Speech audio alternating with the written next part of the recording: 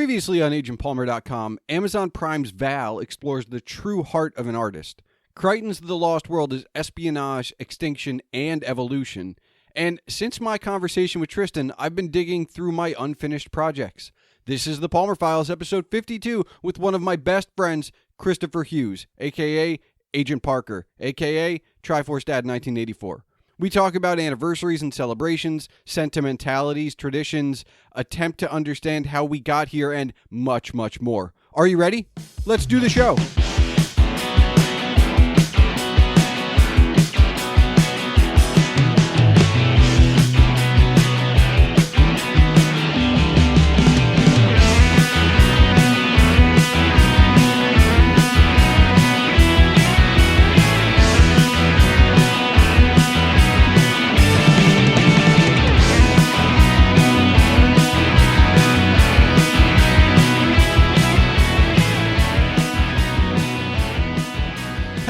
Welcome to the Palmer Files. I'm your host, Jason Stershik, also known as Agent Palmer, and on this 52nd episode is another returning guest, Chris Hughes, formerly known as Peter Parker, PA, now known as Triforce Dad 1984, and always a friend of this show and this host.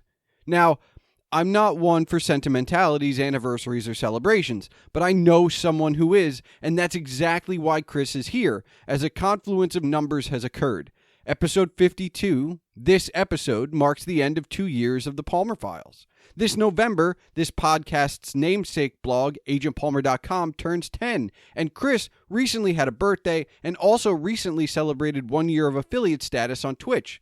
There are other numbers that will come up, but how Chris and I approach these anniversaries with tradition and sometimes celebration is a part of what you're about to listen to.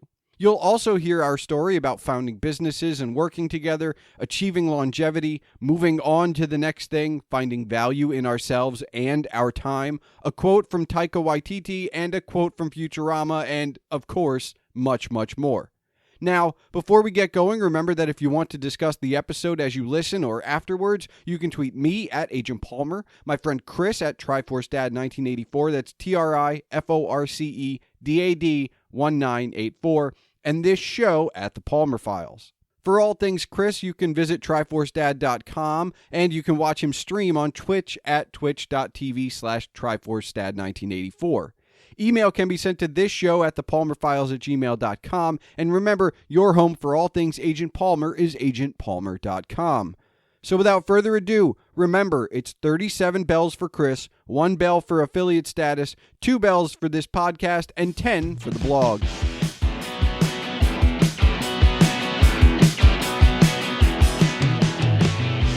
Chris, we've known each other a very long time. I have never been one for celebrations, personally. Me.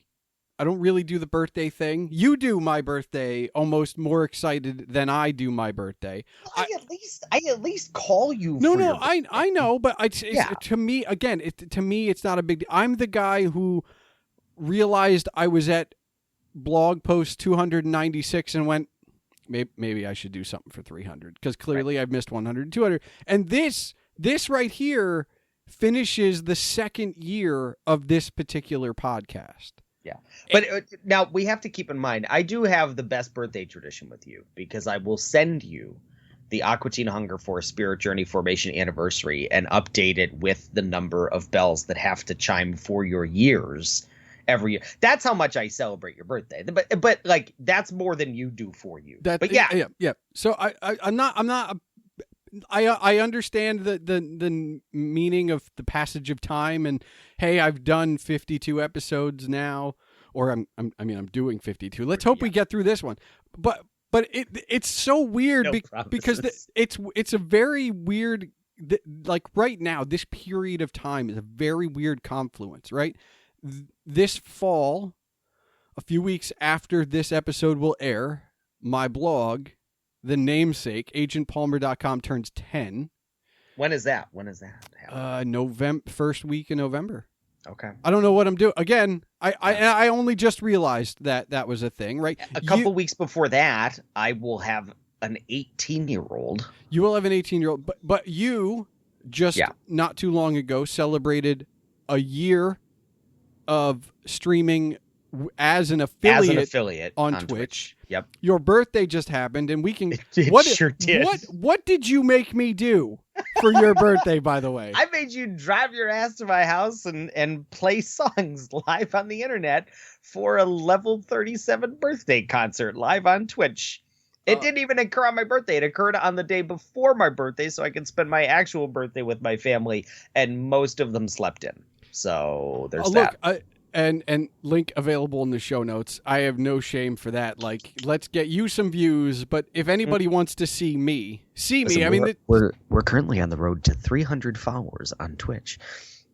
Believe it or not. Triforce Dad 1984. Triforce Dad 1984. So Twitch.tv. So this is very much a audio medium. But if you want to see me play guitar for longer than I have played in forever, in succession, one chunk, chunk, and for that matter, the first time I've played guitar for an audience, since you graduated from college, I would guess. I think that's probably well before I graduated from college. Thank you. We've come a long way from the grill, my friend.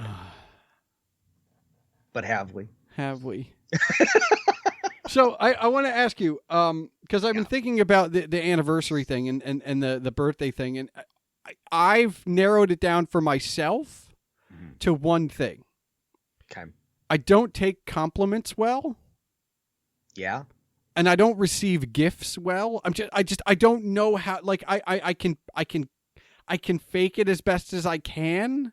But even if you give me what I want, I'm like, thanks. Like, I'm never going to be like, oh my God, thank you so much. Like, that's not me. And then there's me, and like my wife will get me it'll be the silliest little thing, and it'll be jam packed with the most fucking meaning on the planet. So my wife and I have been together almost 19 years. We will be by the time this airs, we'll have been married 13 years. 8808. Also the start of the Beijing Olympics. My friend Joe will never let me forget that. So since we've been married, there's been all kinds of cutesy Disney, Pixar, all these emotional romantic couples that have come into the cultural ethos, as it were. And Carl and Ellie are the saddest part of the movie Up from Pixar, but they're also the cutest goddamn part when you've been married to somebody for a long time. And the 1 year, I kid you not, it's probably about it. I'm holding up, well, what's now been turned into an unfortunate symbol for some people, but about the size of the negative space you make when you put your like pointer and your thumb together, like a half dollar, maybe a little smaller, maybe like quarter size. But she bought me at the end of the movie Up, spoiler, Carl befriends a little boy. I can't remember the kid's name. What the hell is the kid's name from Up? I don't know. What is the kid's name from Up? Let the listeners shout it randomly as they're listening. Everybody, 3, 2, 1. Tell me the kid's name. Go. Okay, now that we've cleared that up, Carl befriends the kid. Yep. He's a Boy Scout of sorts, and he gives him what's called the Carl badge, but it was something that his wife had made for him as a kid. They were adventurers together and all this kind of stuff. And it's literally just a grape soda bottle top with a safety pin through it. And he gives him the Ellie badge. He called it the Ellie badge for his wife. And my wife Lindsay gave me a pin of the Ellie badge, and I cried like a baby because I was like, oh, this is beautiful. This is such a wonderful thing. I'm looking at it right now. It's underneath my original Earthbound Player's Guide right now because I have to protect it from the sun and I have to add more pictures to it. But she got me their Adventure Is Out There book as a photo album and all that kind of stuff. So yeah, I'm definitely the sort of person who gets emotional over a good gift. For a couple, and it's funny, I'm not wearing it now, but like for the last 2 days in all my meetings, you brought me, and it's silly shit. You brought me a wristband for my birthday with the Hylian shield on it because I'm a Zelda nut, and I was wearing it for like 4 days. Like I don't do the dishes with it, but because you got to draw the line. But like, yeah, I'm totally a sentimental sap, and I think I take compliments better than you. I know you do. Like it's not even content. I think I like compliments more than you too. Yeah, well, that's that. But I think most people who You're don't always like, what do you want? Nobody compliments me. I literally pushed you away when you tried to be sincere at the end of the concert. Yeah, you did. Yeah. But that's me, and I feel like that's our yin and yang, though. You and I feel we've like known each other almost 20 years at this point. Well, I'm just saying. I think that's why. Is that why? Like I don't. Is like no. There's so much why you and I. No. Whatever. I was going back to the topic of like the anniversaries and milestones and stuff because I go on to the next thing, which we don't have to get into that unless you really want to. But like I'm always on to the next thing, so like that thing's done. Let's move on. Yeah, and I don't say I'm stuck, but like I think I've had a couple events that have definitely put like what I'll refer to as like road miles on my soul. A little bit of heartbreak, a little bit of lessons learned, and not like heartbreak in the traditional sense. I've through no fault of my own, I've seen some shit, and you know that. My dad died when I was 12. So growing up through that and navigating that, and a couple of years ago, I had a cousin commit suicide very unexpectedly. 3 days after I had seen him, and he was helping us with stuff for some local arts things that my wife was involved in, and I'm going through some things now that I'm trying to navigate and do the right thing, and some of that comes with the whole parenting bag and all that. But do some of these things give you the impetus for the celebration? Like I'm not going to say I have had it easy, because I don't want people. Well, none of us have. None of us have. But I don't know if I don't know what is missing for me. It's just never been a part of the thing where I'm like, I got to celebrate that. Like it just never occurs to me. I think for me, there's always an underlying fear that it's going to be the last one. Okay. I mean, that's and maybe fair. Maybe that's it. Yeah. That's fair. I mean, look, we can only psychoanalyze so much, right? Like you and I, you and I talk on a daily basis, right? Like not just daily, multiple times a day. I might have more conversations with you than I do my wife, much to both she and my chagrin. So that's fair. That's fair. Look, if you've been listening since episode 1, you are aware that I am a phone parasite. Like I will just keep calling. Yeah, you are the Ferris Bueller to my Cameron Fry. He'll keep calling me.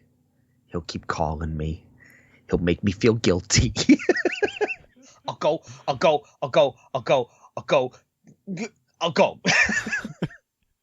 Then it's just me looking at my phone going, God damn it.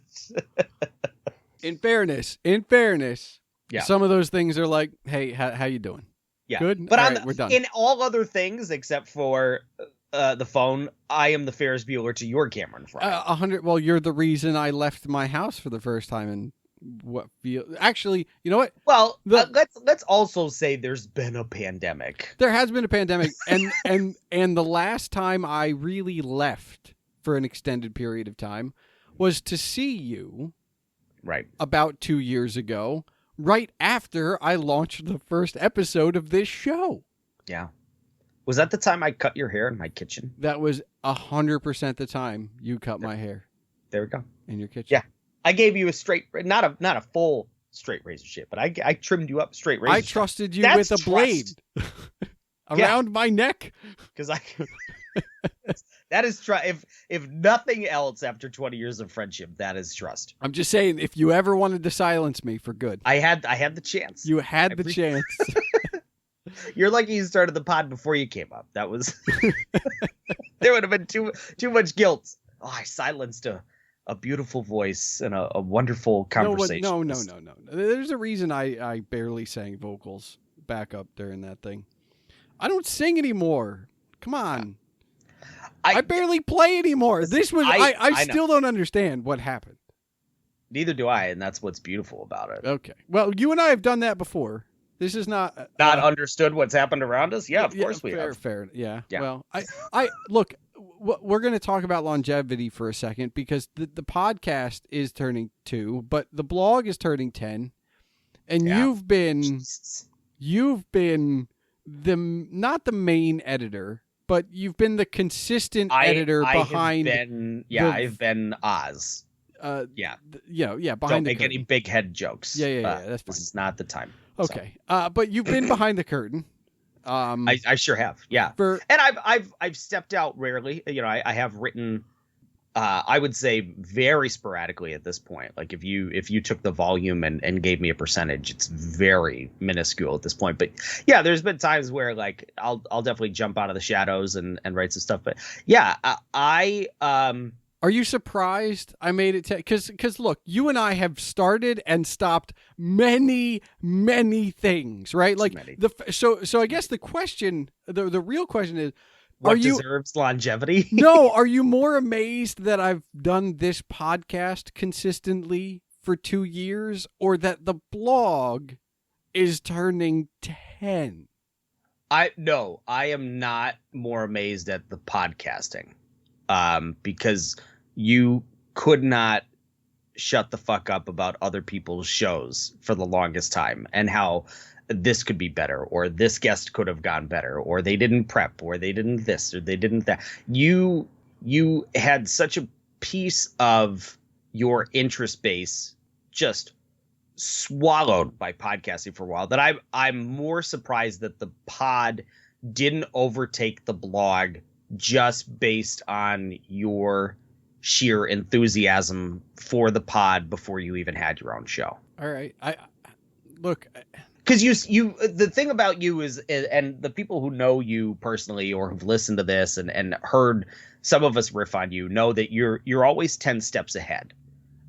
Except for this week where we're recording on a Tuesday and this will be released on a Tuesday, so that's kismet. And you didn't have a blog for Thursday. I don't think that's happened in 4 years. No. I mean, once every couple months, I hit the. Right. Well, it's because of you. I know, because I made you read so many goddamn books, and I'm tired of reading your book reviews I'm tired of the director's cut of Palmer book reviews that I made you only put up a book review every other week this year, and you've been consistent somehow. Yeah. In the midst of all of this, where I can't even read my own thoughts, you have read and will read by the end of this calendar year 26 other people's books.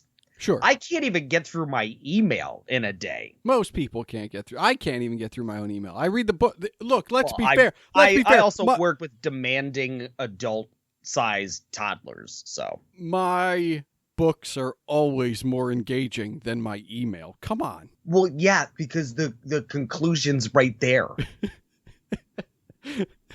If your emails are filled with cliffhangers, there's a problem. What? And listen, the subject line is not a climax. Like like get to the point. Don't bury the lead. Email's important. And if a meeting could have been an email shouldn't be a novel. I want to let you know that during my networking this year, I literally used the subject line. I couldn't think of a good subject line, so this is what I put here. What the hell's the matter with you? Well, because the idea of networking. That's like writing to a pen pal and saying, "I'm not sure how to start this letter." Yeah, pretty much. That's bad. Well, you know what? Why do you do that? But I've gotten better response than when I subject line it networking. I mean, okay, the proof is in the pudding. I'm not gonna. And I feel like it's because it's funny though, because you're networking, and I'm finding ways to like shelter myself away from people. Like I've built this office, within the last 16 months. Partially out of necessity, because there's been this wonderful generational occurrence around us. But like I was elated when my full-time employer put a remote work policy in their employee handbook and then dished it out to everybody. I was like, hey, you need to sign up for this. I was like, yes, please. So I'm like, I'm getting to the point where, at least professionally, definitely not personally, because I ran into a situation last night where I checked in on a person that's going through some stuff, and normalize being there for your male friends at all times. Yes, 100%. And but like professionally, I'm definitely done with other people's procrastinations becoming my problem. So I want to ask you this, because when you say the word professionally, for someone who, like I am, knows you, I think of two things. For other people, they might think of like your day job. Yeah. But it's not just that, because and what you do as Triforce Dad 1984 on stream is one thing, but the graphic design moonlighting you do, I consider another function of your professional career. Oh, sir, yeah, definitely, and definitely over the last year. Like I've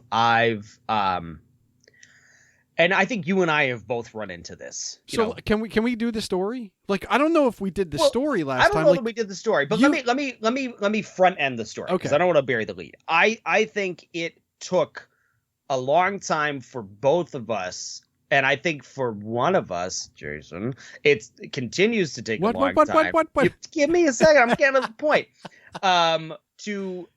To be confident enough in our abilities to charge a fair rate for ourselves to get paid, right? And it comes down to those things that you see that it's the Facebook meme that your aunt puts up, and it's like, oh, an engineer gets called to a train yard and they have to fix a problem with the engine, and he's going around, he's knocking on the engine, right? And and within about 30 seconds he's knocking, and he lets it echo, and he knocks again, and then he punches the side of the engine, and the whole thing kicks back to life. And they're like, oh my God, that was amazing. He goes, yeah, here's the bill. And the bill's like an exorbitant amount of money. And they're like, you were here for like 45 seconds. He's like, yeah, but I spent 30 years figuring out how to make my visits 45 seconds long. You owe me for the years, not the minutes. Yeah. And I think that's, I think for me, for graphic design, and for even the things that graphic design has led to, like the ancillary or secondary areas of graphic design, and even like production type stuff.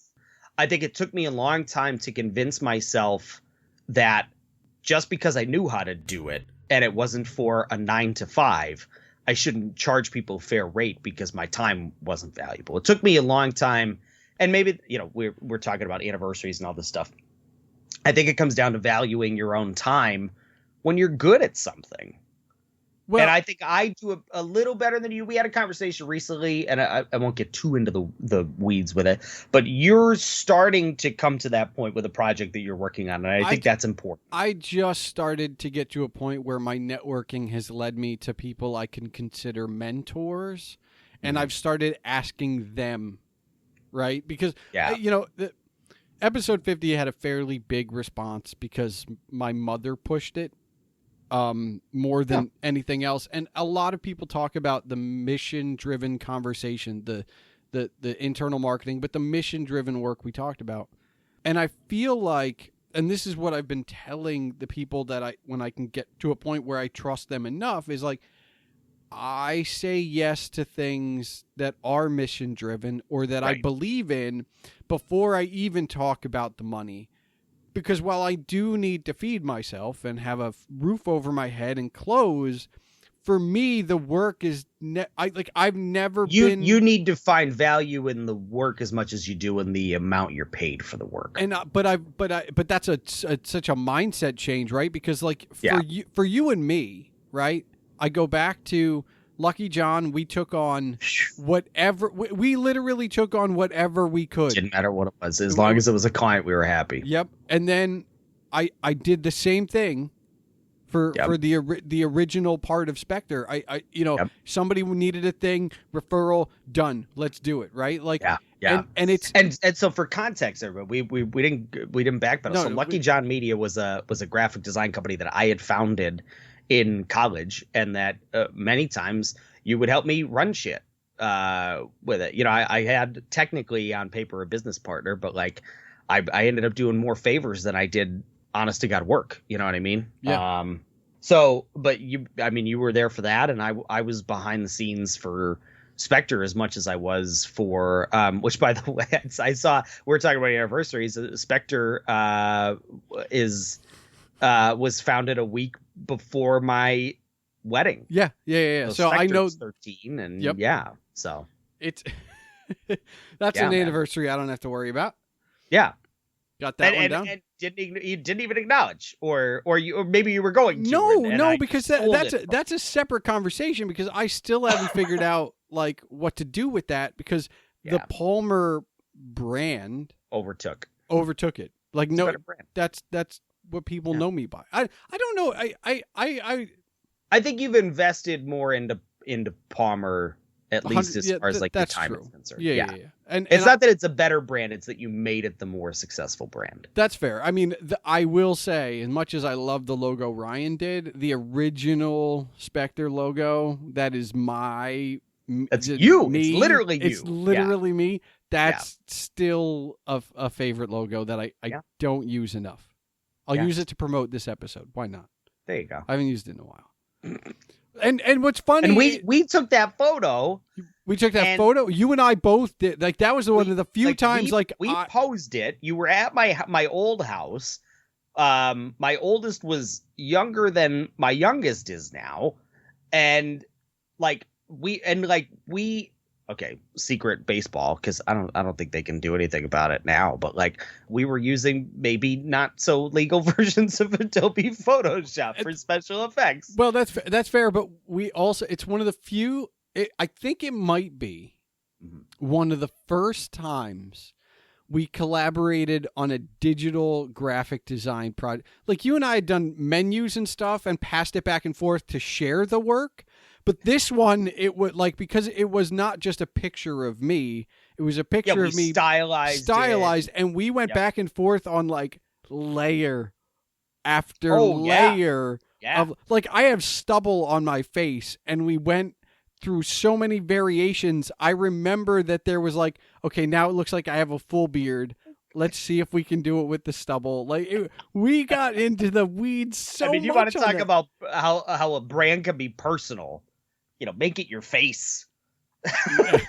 You were like your own Gerber baby. It was ridiculous. Yeah. So, yeah. Well, but and you've rebranded a few times since then.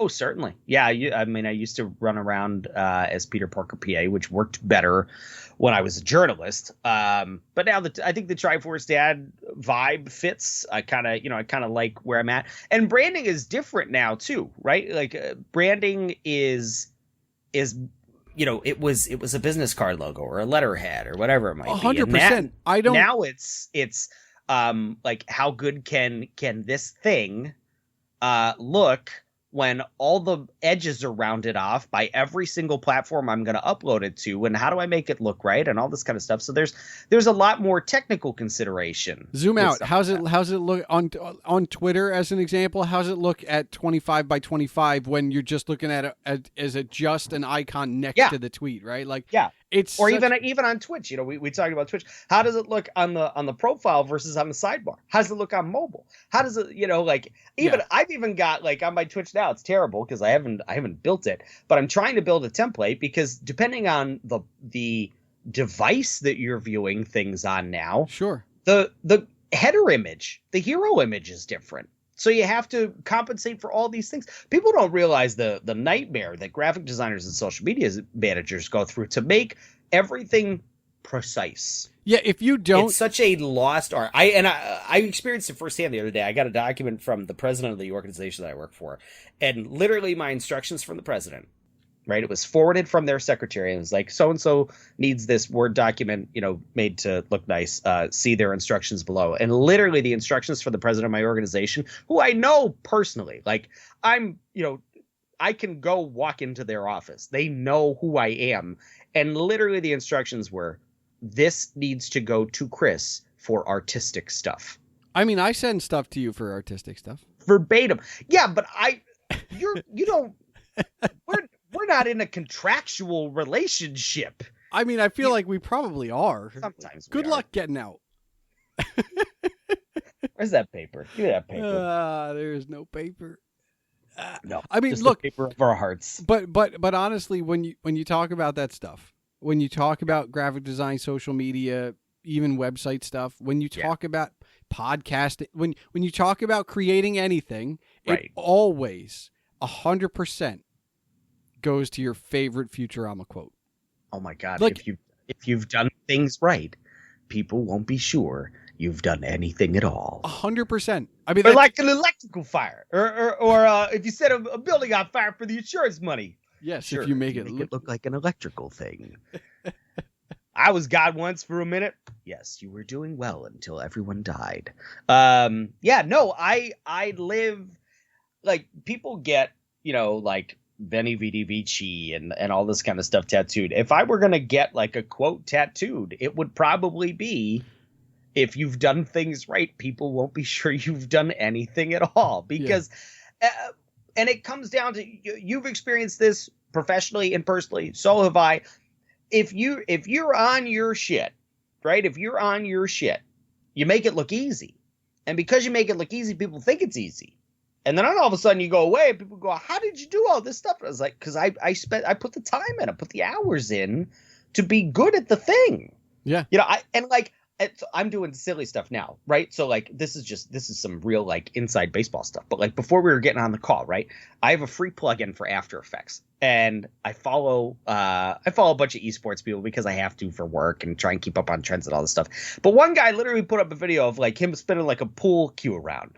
And because I'm an idiot and an OG internet guy, my brain immediately went to Star Wars kid. And so I said, I'm going to download this video from Twitter and see if I can make the effects with this free plugin. And then I'm going to send it back to the guy for shits and giggles. But like, I'm screwing around in After Effects, like one frame at a time, 30 frames a second for 16 seconds. And I'm going to send this back to this guy. You have to learn by doing. I mean, this is, but again, and this goes back to what you said 20 minutes ago, when you talk about my addiction, I feel like it was more of an addiction to other people's shows. It was all of that work. It was all of that legwork that sets this up. Perfectionism of it. It's always wanting the product to be. And were we talking about Anniversary? I don't know what the hell we're talking about anymore. But it's the process of perfection, because if the product is good, no matter if it's a friend's side project, something that I'm doing for fun, or something that I'm developing that has to go out to represent an organization, if the product is good, I can be proud of it. I have to be proud of the product at the end of the day. Yeah. Because like, I don't know how you feel about like your family legacy, but like I'm, my mom always used to joke when I was a kid, like, oh, you're Hughes, but it's not Howard Hughes. Like there's no money in our family. And some tales will tell you that we were swindled out of some of it, but, so all I've got is, my family and my work and my reputation. And that's enough. I'd like to make a little more money, for crying out loud, sure, but we all would, but I think I'm with you there, because I look at where I've been for the last 2 years and not knowing what's next and not knowing where to go, or what direction to turn. And it is, I think it's, at the end of the day right now, I want to be able to sleep at night, because my last real job ended with me having 6 months of sleepless nights. It's just the way things worked out. Yeah. And I've gotten I get, and a lot of people are going to relate to that. 100%. And right now, even as someone who's unemployed, no benefits, just unemployed, living off my savings, like I can sleep at night. Yeah. The last thing I want to do is take a job where I won't be able to sleep. Like it, and it's such a simple thing. Don't do it. No, it's such a simple thing, right? Like people don't like, oh, you need a job, go make money. But how do like this is like, and I understand that there's a. But I get it. There has to be a piece that means something now, especially now, where like you and I are coming up on this precipice of what others would deem like the death knell of 40. Right, you and I creep steadily towards this next decade of whatever is going to happen, but there comes a point where just doing for somebody else day after day no longer is enough. Yeah, it's not only that it's no longer enough, but what happens is if you're not at a certain level, you don't even get to take even an iota of ownership over that kind of stuff. Yeah. So if you were working for someone else and you still got to take ownership, meaning the blame and the reward, right? Then maybe that would be different, right? But maybe. Because, well, that's the thing. No, like to a certain point, like there comes a level where nobody wants ownership, right? Like everybody wants the credit, but nobody wants to put the blood, sweat, and the tears in, or nobody wants to admit they were wrong. Well, but here's and here's where it becomes about what we do in our spare time, right? Like I've put out Agent Palmer for 10 years, and I don't apologize for any of those posts, whether you wrote it for me or whoever wrote it for me, or if there's I wrote a couple that I might make you apologize for because they weren't so great until I got my hands on them. Well, I'm just but nobody's seen them but you. I know. But so I've been taking ownership of putting something out there publicly for 10 years, and everything else, getting into Twitter and getting on podcasts, other people's, and this one.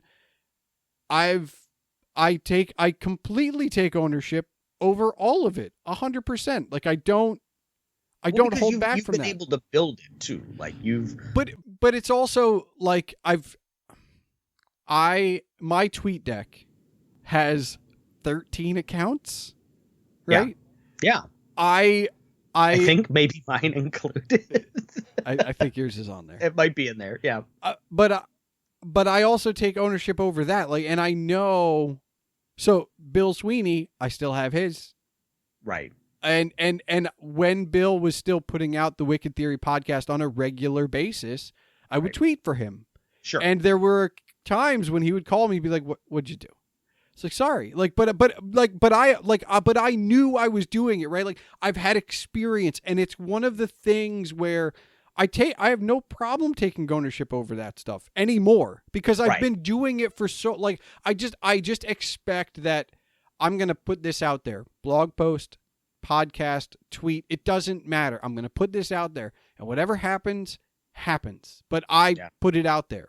And I understand whether I schedule it to go out or I hit publish myself. Like I understand what the implications for that are. And there's a part of me that fears not enough people understand that okay, so on blogging, it's usually the word publish, right? In podcasting, it's the word publish. In YouTube, it's the word publish, right? On Twitch, it's go live, right? On Twitter, it's tweet, but it means the same thing. Yeah, it's produce. So it's make. Yeah. And people need if you're a graphic designer, or a video producer or doing VFX, it's export. You know what I mean? Like that's the 100% because it doesn't even have to be public, right? Like I know that when you're committing to I made this thing and I'm not going to make this particular thing anymore because it's done. Or even if it's draft 1, like I'm committing my responsibility of sending you this. Yeah. And whatever happens. And first of all, there's beautiful things that can happen when you just create your own stuff. And even if it's shit at the beginning, You learn how to not make You learn shit. how to look.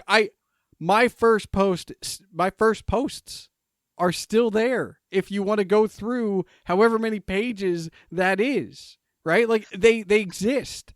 Yeah. And Yeah. I still know what those early ones are. Yeah.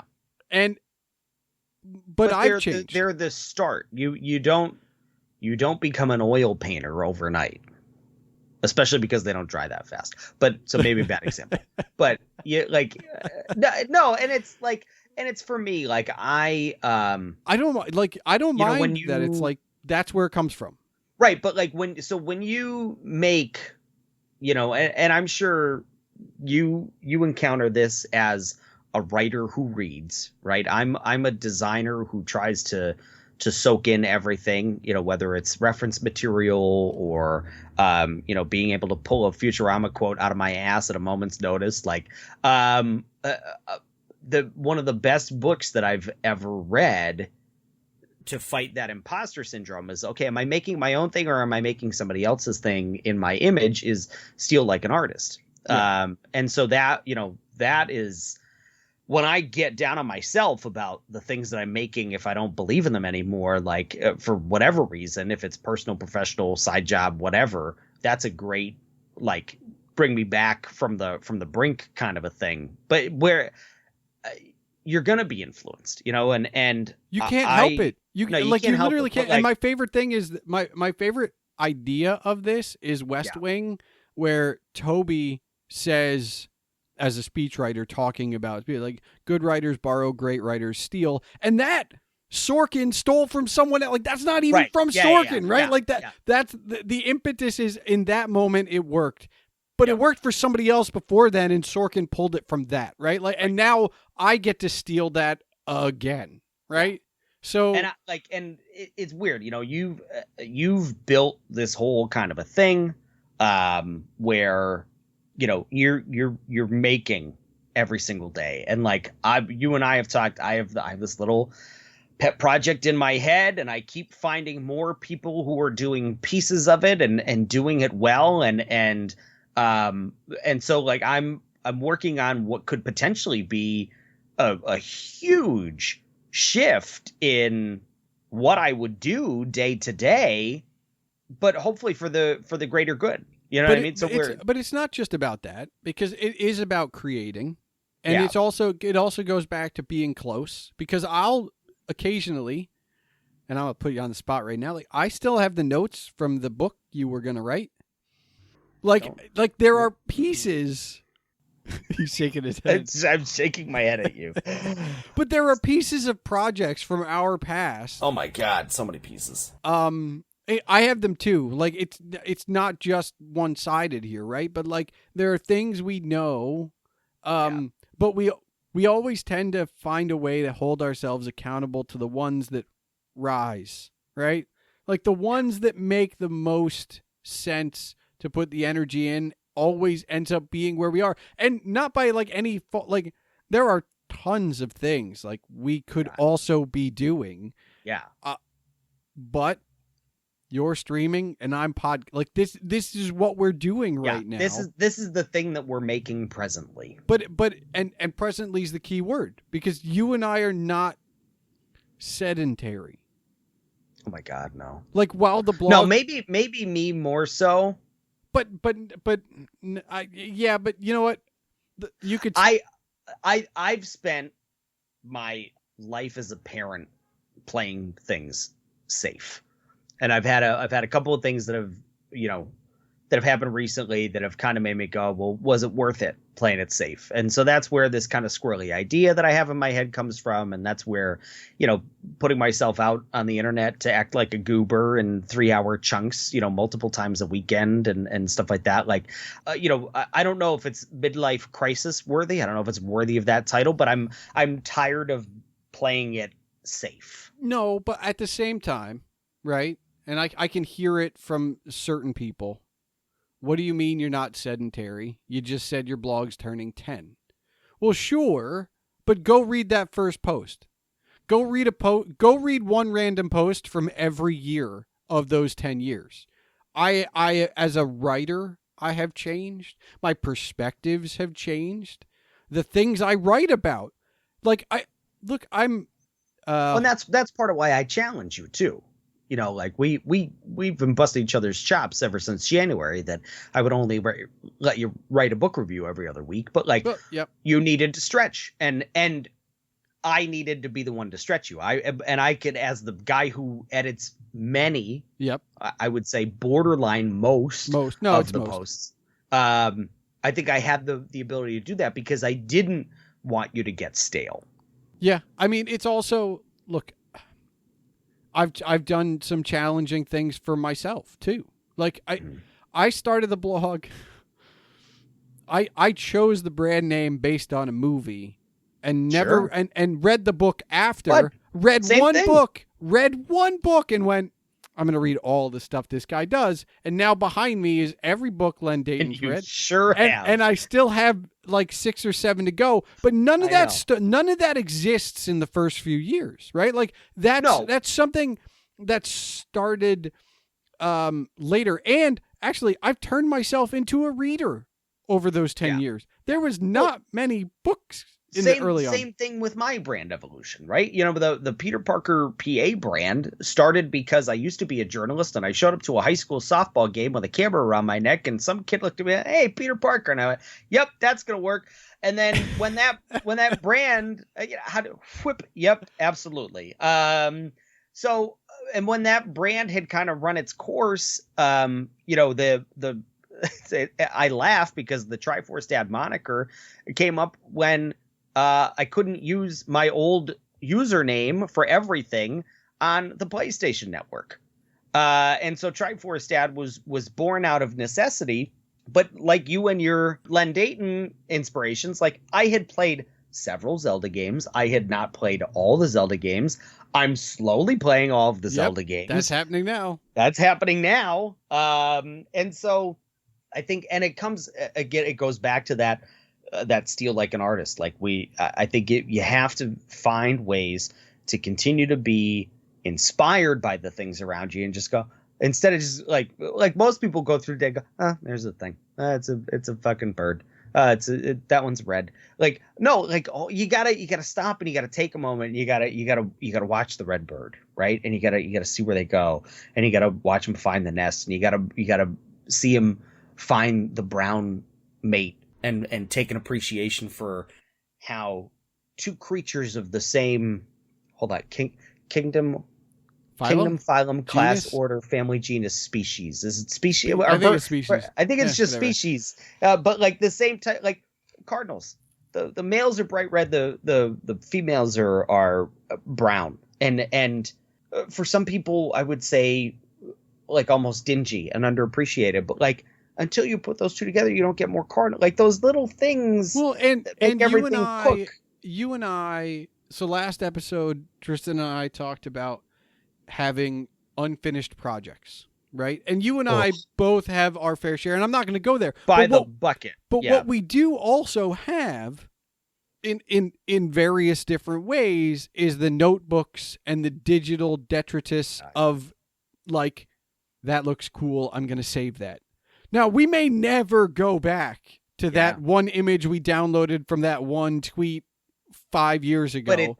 But it's there. It's somewhere in the mental notebook. Yep. You know, and or we wrote down a lyric or something came to us and we wrote it. Like there are pieces of inspiration that are just there. Yeah. And you don't have to write. We're like crows.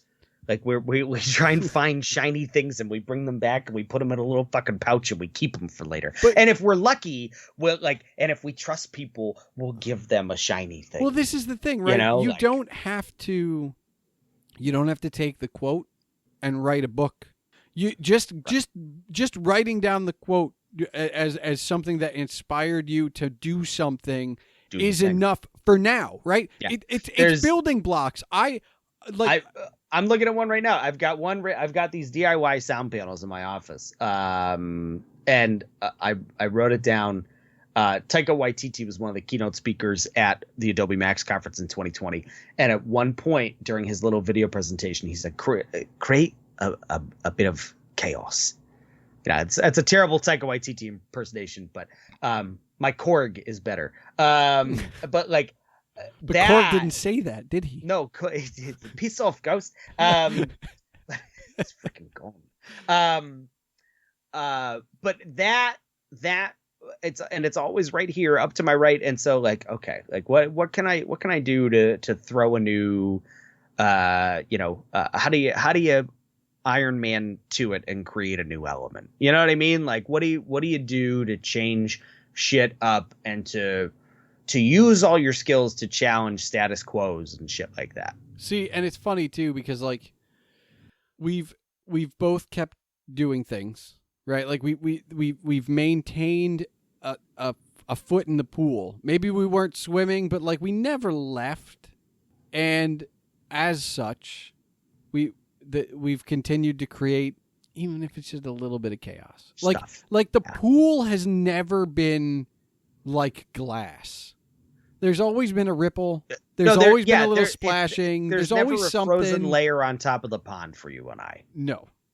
And even if there are, like, it's that video where the guy chucks a rock and it makes a cool fucking noise, right? Yeah. It's like, and you're like, how did that do that? I need to do it again and see if it does it again. I wonder if I could take this and make things out of it and all this kind of stuff. So it's everything. Like, and we just did a logo for your significant other, right? And all of those things, like all of those inspirations have to come together, and you throw them in a blender and you come out with this weird amalgamation smoothie of all of these little things that, like, well, and we just, you pepper ideas with each other. One of my favorite things, especially when I'm creating stuff, is having a conversation with somebody who's just excited to make stuff, and having a person who's passionate enough to go, well, I think this might work, and what do you think about this? And then and part of it is also improv. It's rolling with what happens during the process, because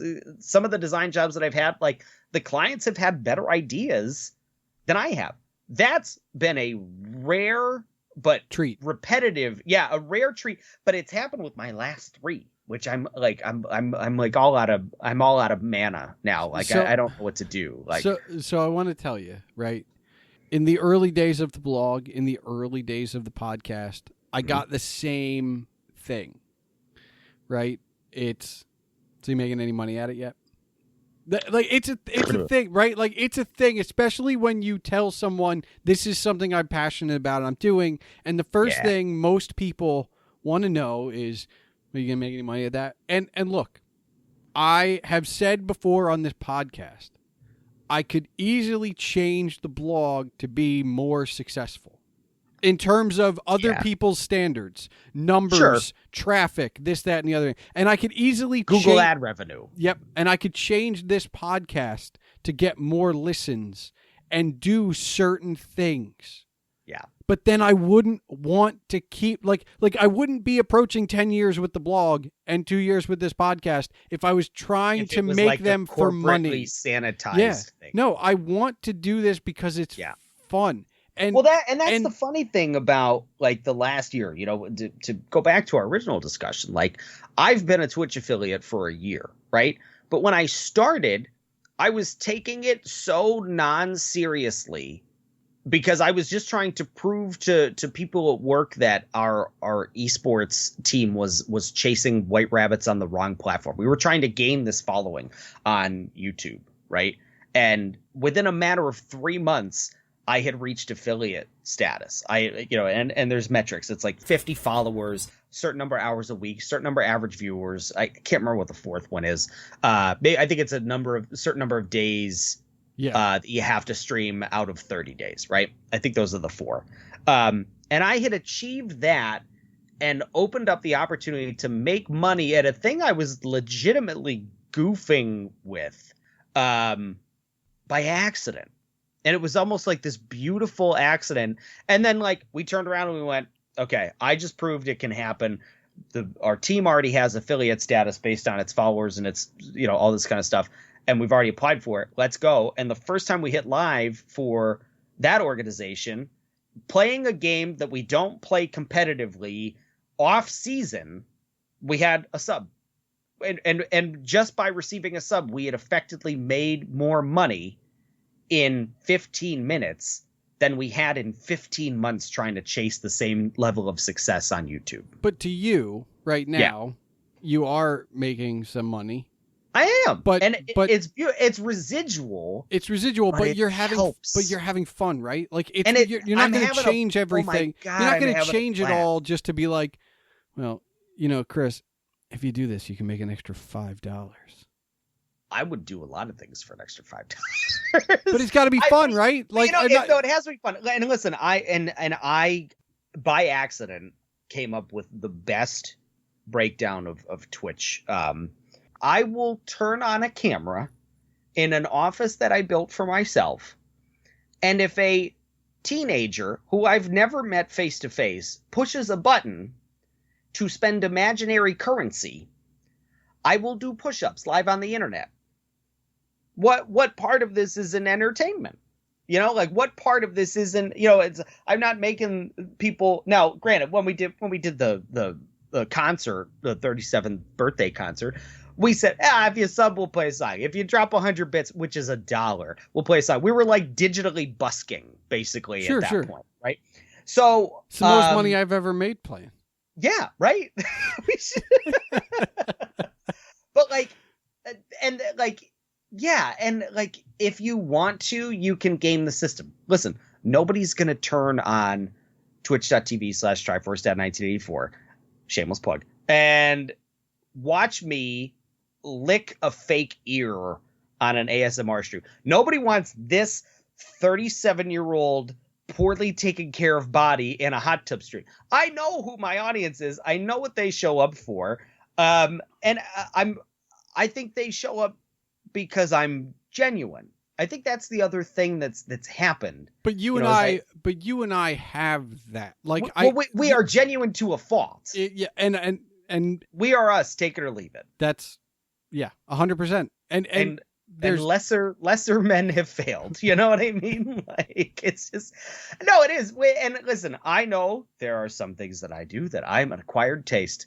But I think being able to roll with the punches and being able to laugh at myself, I think that's probably one of the most important things that I've learned over the last year. It works with everything. It works with everything. It works with hitting that publish button or whatever the equivalent is. Absolutely, it does. You have to roll with it. Like there are times when you don't edit my stuff when you're like, there's misspelling. Like, Or like you'll come to me with a blog post that will be very well written and will require very little grammatical or spelling input from me, and you won't have a title, right? And I'll just drop one, and you go, how? And I go, because I know your style. The other part of it is I wrote headlines for almost 8 years as a journalist, so like I know how to game the system a little bit, but like it's all wordplay. A lot of what I do is just goofball wordplay. But well, thank you, and congratulations on your stuff. I think Twitch was initially kind of a blessing because it reconnected me with a lot of folks that I'd lost contact with. One of our mutual friends from college has really come back into the fold, and that's been good. He's had a couple things where he's definitely needed a network, and we were right there to be like, what do you need? And I think going on Twitch and being myself gave me even more comfort and confidence in being myself, and that gave me the comfort and confidence to charge people, even if it was a friend rate, to charge people actual money for the things that I like to do. And I wasn't just handing stuff out to people anymore because I knew how to do things. Like I finally came to a point you'd where already I said, built I'm the portfolio. good enough. You'd already built, and that was part of it too. Like I think we lied to ourselves a bit. Well, and time is a trick, right? Well, it's a trick, but it's also like, okay, I'll do this one for free because I need to build my portfolio. But the blog's 10 years old, which means you and I have been doing this for longer than that. Yeah. And it's like, well, we've got our portfolio. Like, take it or leave it. At this point, it's and look, the money. Well, for me, like one of the first things that we did was we built a logo for somebody I've never personally met live on the internet. Yeah. You know, and live, and if you go back on any of those projects, like if you were to watch a full VOD, you would at some point somewhere watch me zoom all the way out, take a look, and go, I hate it, and start back over. Like I've let people watch how the donuts are made, and there's a beauty in that chaos and in that that sort of self-loathing that comes with making stuff for other people, where you go, I hate it, they're gonna hate it. Like the one logo project that we did for a TikToker who's got more followers than I'll ever understand. I don't get it. God bless him, but he's doing great. But like we made a logo for him, and I used like a more traditional color palette because I was trying to play it safe. And then I went, no, I hate it. And we changed the whole thing, and it's dynamite. It's a great logo. And so, you know, I think also not designing in a vacuum has been nice. You know, over the last year, you know, we'll make stuff and you know, people have ideas. I think one of the things that we built, you know, courageously / foolishly was an entire 19 by 20 or 1920 by 1080 pixel art Be Right Back screen, where but you'd been doing, but here, yeah, but we did it, but like then my chat took over like the wall of stones. No, you know that's what I mean? fair. So then it became like this community thing. But ironically, I had seen you build something similar before, or attempt to build something similar before, right? And never finished it. The other thing with Twitch is like, well, it's public. It's being public, period, right? Because that's the other thing, right? Like, but there's an onus to finish it. Well, when you're doing it live, yes. But here's the thing: if you stop streaming, somebody's going to ask a question. If I stop hitting publish on this podcast, or I don't put out a blog for a while, somebody's going to ask. There's going to be a question that we have now put it out and put it out at such a regular basis that there is now someone, even if it's not like hundreds of thousands of people, there are now tens of people that are going to be like, where is it?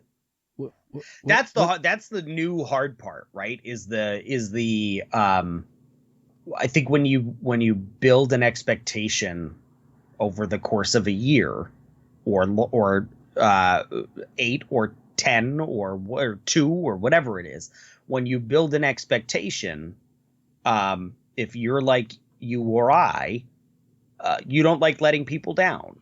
You want to fulfill it. Well, but you know what? You want to fulfill an expectation. Like if you've made and people like the thing you made, sometimes whether it brings you financial benefit or not, there is just benefit in making other people happy by continuing to make the thing. And you and I would feel bad if we didn't do it for ourselves. And that's something unique to us. Some weeks, yes. Not everybody is that. Not every creator is doing it for themselves. But some weeks I'm trying to think of when it was. I took a break, like an entire weekend break recently, and I genuinely needed it. Like I was exhausted, I was temperamental, and you have to, as much as you love making the thing, you have to be smart enough to step back and say, okay, I'm not going to make the best thing.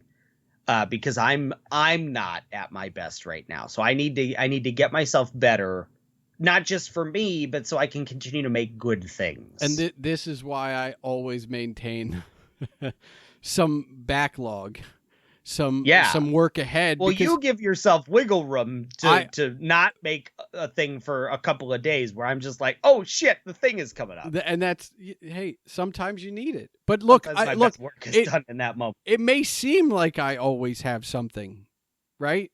This week I wrote it with 2 days to spare, but like I have things. Yeah, but you've also got 5. I almost called them book reports. You've got 5 book reviews waiting. Just waiting. Yeah. So you do have a backup. I do.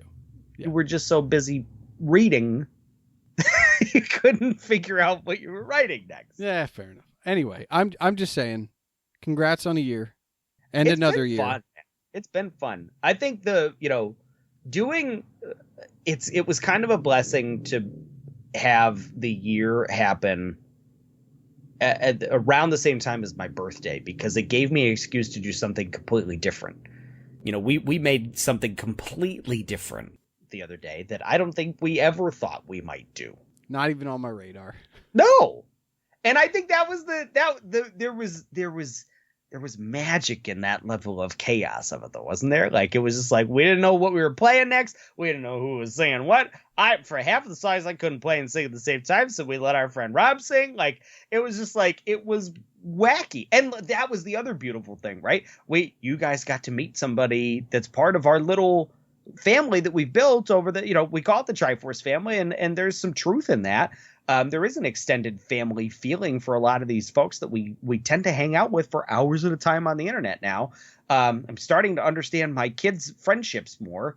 But like, you guys got to meet Rob for the first time, so those things don't happen if you're not making something new at that moment either. So.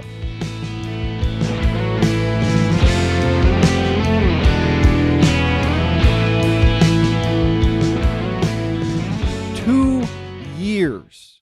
2 years I've now been making my own podcast after it took me more than 2 years because I got comfortable on other people's shows.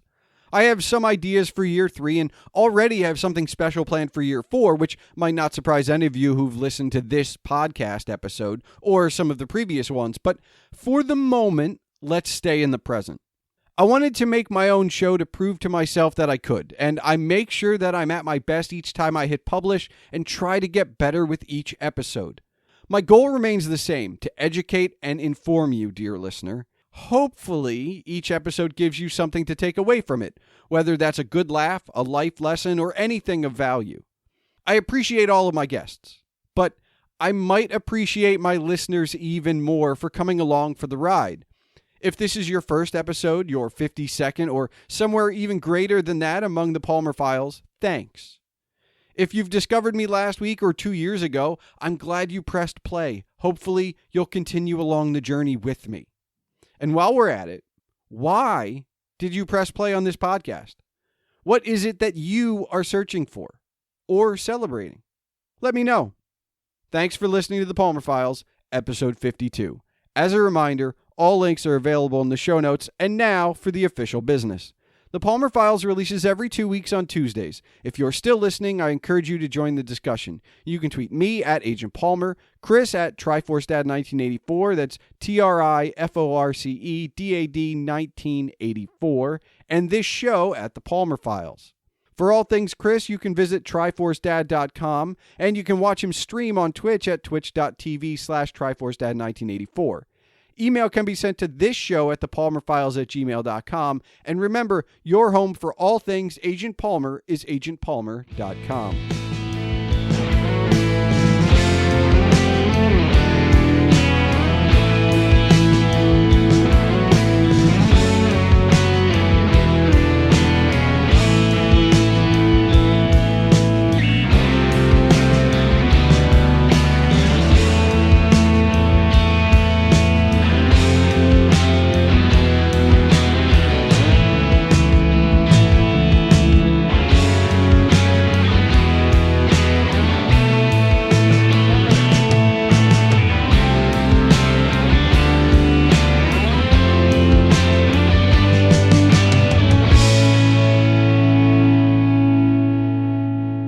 Chris, do you have one final question for me? I do. So we went on a wide tangent, but we started this discussion talking about celebrations and specifically anniversaries. Your pod, my affiliate status, your blog.